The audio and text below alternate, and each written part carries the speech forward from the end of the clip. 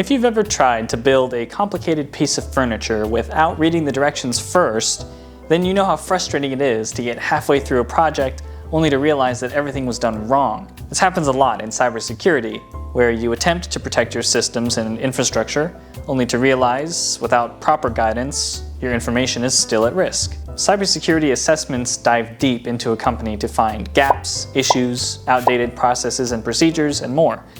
They can also help outline complicated information in a way that everyone in a company can understand, regardless of their position. If everyone is aware of what's needed to be done to keep information secure, then your chances of running into any problems down the road are smaller.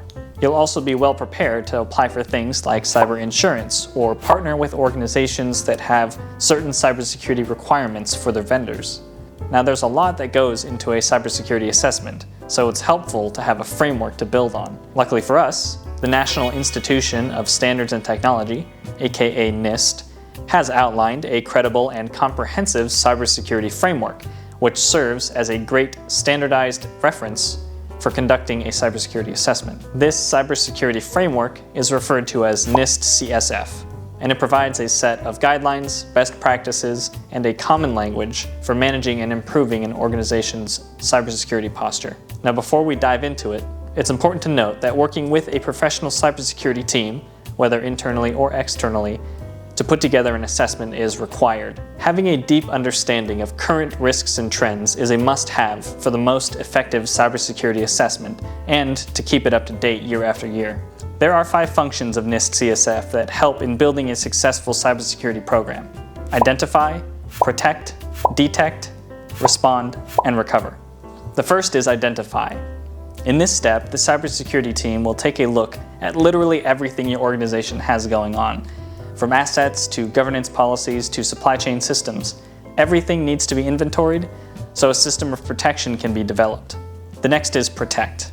Once they know what's going on, it's time to decide how to protect everything. This looks like awareness training, data security, authentication and access controls, etc.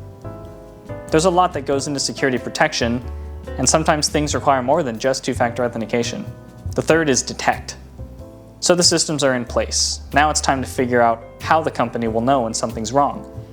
Monitoring systems like anti-malware will play a key role in keeping your company protected. And after that, it's respond.